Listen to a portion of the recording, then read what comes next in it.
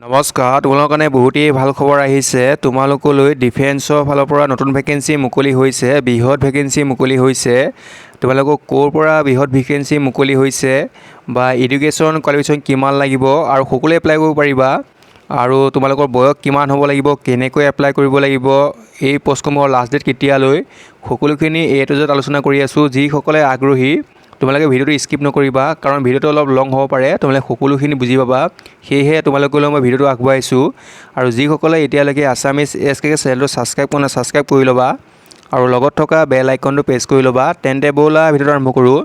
তোমালোকৰ প্ৰথম ভেকেঞ্চিটো আহিছে BSF ফালৰ পৰা, যি নেকি বৰ্ডাৰ চিকিউৰিটি পোষ্ট, আৰু যি নেকি পোষ্টৰ নাম হৈছে হেড কনষ্টেবলৰ পোষ্ট মুকলি হৈছে। আৰু নাম্বাৰ অফ ভেকেঞ্চি 323টা পোষ্ট মুকলি হৈছে। আৰু এপ্লিকেশ্যন মোড অনলাইন যোগে আবেদন কৰিব লাগিব। আৰু এই পোষ্টসমূহৰ আবেদন প্ৰক্ৰিয়া চলি আছে 08/08/2022 8 তাৰিখৰ পৰা চলি আছে, মানে আগষ্টৰ, যিহেতু এইটো আগষ্ট মাহ চলি আছে। আজি হৈছে 13 আগষ্ট তাৰিখ। আৰু এই পোষ্টসমূহৰ লাষ্ট ডেট হৈছে 06/09/2022 6 ছেপ্টেম্বৰ তাৰিখে লাষ্ট ডেট। আৰু জব কেটেগৰী হৈছে চেণ্ট্ৰেল গভ, কেন্দ্ৰীয় চৰকাৰৰ জব হয়। আৰু তোমালোকৰ পোষ্টসমূহ ভগাই দিয়া হৈ আছে, যি নেকি হেড কনষ্টেবলত আছে 112টা পোষ্ট আছে। আৰু ASI কাৰণে আছে 11। আৰু BSF হেড কনষ্টেবলৰ কাৰণে কেটেগৰী ৱাইজ ভাগ বতৰা কৰা হৈ আছে। কোনটো কাষ্টত কিমান আছে তোমালোকৰ নিজৰ কাষ্টত চাই ল'বা কিমান আছে। জেনেৰেল আৰ্মি যাবৰ কাৰণে আছে 154। আৰু OBC কাৰণে আছে 65। আৰু EWSৰ কাৰণে আছে 41। SC কাৰণে আছে 38। ST কাৰণে আছে 14, মানে 14টা পোষ্ট আছে। আৰু যি নেকি BSF ASI কাৰণে আছে ST কাৰণে 11 পোষ্ট। আৰু এই পোষ্টসমূহত যিহেতু এপ্লাই কৰিব হ'লে কি এডুকেশ্যন কোৱালিফিকেশ্যন লাগিব মই তোমালোকক কৈছিলোঁ। তোমালোকে মাত্ৰ 12 পাছ হ'লেই, তোমালোকে 12 পাছ কৰিলে এপ্লাই কৰিব পাৰিবা। আৰু যি নেকি তোমালোকে টাইপিং কৰিব পাৰিব লাগিব স্পীড, ইংলিছ এণ্ড হিন্দী। আৰু নিশ্চয় তোমালোকে যিসকলে বৰ্তমান পঢ়ি আছা বা যিসকলে এপ্লাই কৰিম বুলি ভাবি আছা, তোমালোকে নিশ্চয় কম্পিউটাৰ কৰিছা, নিশ্চয় তোমালোকে এইটো টাইপিং কৰিব পাৰিবা।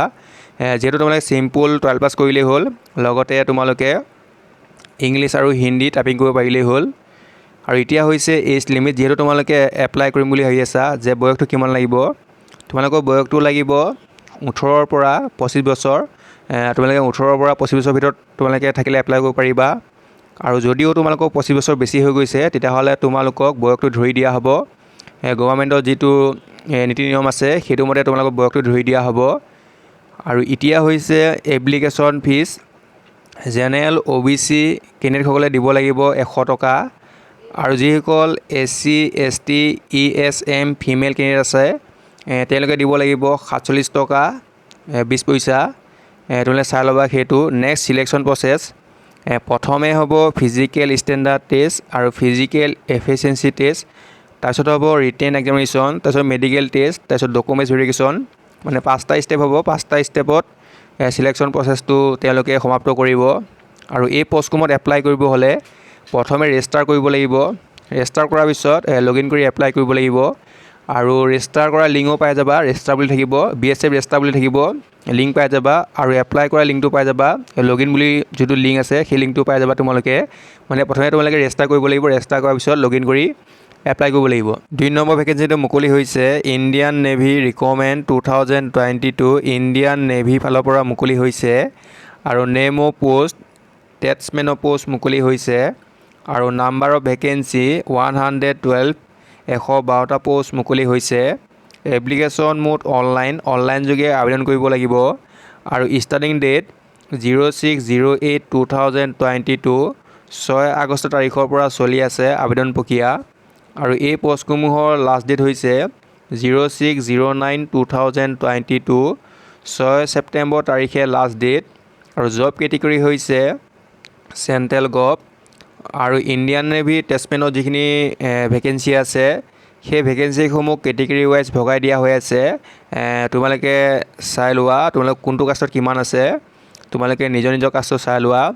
জেনেৰেল আৰ্মি যাবৰ কাৰণে আছে 43 আৰু OBC কাৰণে আছে 32 আৰু EWSৰ কাৰণে আছে 11টা আৰু SC কাৰণে আছে 18টা আছে আৰু ST কাৰণে আছে 8টা পোষ্ট আছে। এতিয়া হৈছে যেহেতু তোমালোকে এপ্লাই কৰিম বুলি ভাবিছা যে এডুকেশ্যন কোৱালিফিকেশ্যন কিমান লাগিব সেইটো তোমালোকে সকলোৱে ভাবি আছা। তোমালোকৰ এডুকেশ্যন কোৱালিফিকেশ্যন লাগিব 10 পাছ। তোমালোকে 10 পাছ কৰিলে এপ্লাই কৰিব পাৰিবা। লগতে তোমালোকে ITI কৰা হ'ব লাগিব।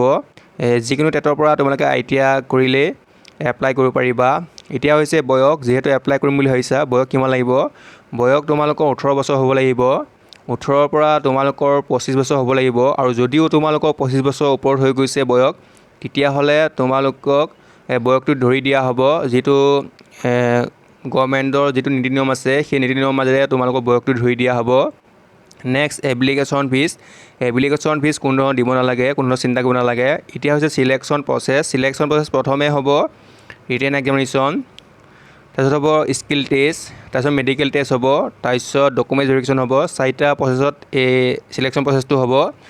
তোমালোকে নিশ্চয় জানিব পাৰিলা। আৰু এই পষ্টসমূহত এপ্লাই কৰিব হ'লে তলৰ ডিছক্ৰিপশ্যনত এটা লিংক আছে, এপ্লাই কৰা লিংক আছে।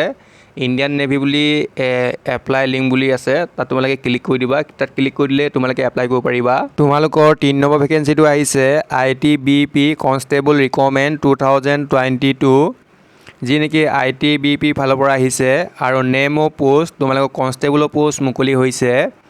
নাম্বাৰ অফ ভেকেঞ্চি 108টা পোষ্ট মুকলি হৈছে।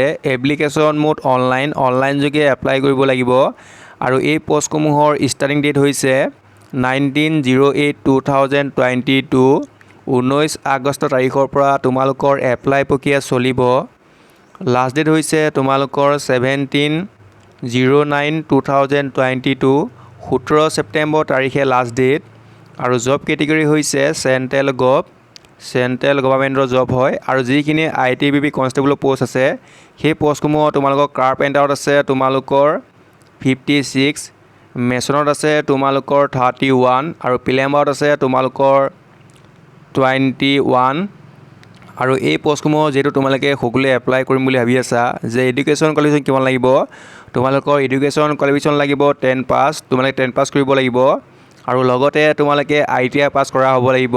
আৰু ITI পাছ কৰা হ'লেও নহ'ব, তোমালোকে যি নেকি মেছন আৰু যি নেকি তোমালোকৰ কাৰ্পেণ্টাৰ আৰু প্লাম্বাৰ আছে এইকেইটা টেটত তোমালোকে ITI কৰা হ'ব লাগিব, তেতিয়াহে তোমালোকে এপ্লাই কৰিব পাৰিবা। আৰু এতিয়া হৈছে এজ লিমিট, তোমালোকৰ বয়স হ'ব লাগিব 18ৰ পৰা 23 বছৰ।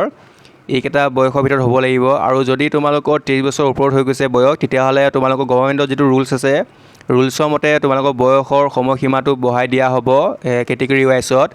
নেক্সট তোমালোকৰ এপ্লিকেশ্যন ফিজ, যিসকল জেনেৰেল OBC EWS কেণ্ডিডেট আছা তোমালোকে 400 টকা দিব লাগিব। আৰু যিসকল SC ST PS কেণ্ডিডেট আছা তোমালোকে কোনো ধৰণৰ এপ্লিকেশ্যন ফিজ দিব নালাগে। আৰু যিসকলে এপ্লিকেশ্যন ফিজটো দিব লাগিব তোমালোকে অনলাইন মোডত দিব লাগিব অনলি। আৰু এতিয়া হৈছে চিলেকশ্যন প্ৰচেছ। এই পষ্টসমূহৰ চিলেকশ্যন প্ৰচেছ হৈছে প্ৰথমে PSTN PET হ'ব, তাৰপিছত তোমালোকৰ ৰিটেন এক্সাম হ'ব, তাৰপিছত তোমালোকৰ মেডিকেল টেষ্ট, তাৰপিছত তোমালোকৰ ডকুমেণ্ট ভেৰিফিকেশ্যন হ'ব। এই 5টা পৰ্যায় তোমালোকে শেষ হোৱাৰ পিছত তোমালোকৰ ফাইনেল মেৰিটটো বনিব। নিশ্চয় তোমালোকে জানিব পাৰিলা যে তোমালোকৰ ক'ৰ পৰা তোমালোকৰ ভেকেঞ্চি মুকলি হৈছে বা টোটেল ভেকেঞ্চি কিমান বা কেনেকৈ এপ্লাই কৰিব লাগিব। নিশ্চয় তোমালোকে এটা নহয় এটা পষ্টত এপ্লাই কৰিব পাৰিবা। ভিডিঅ'টো ইমানখিনিয়ে আছিল, ধন্যবাদ। নেক্সট লগ পাম।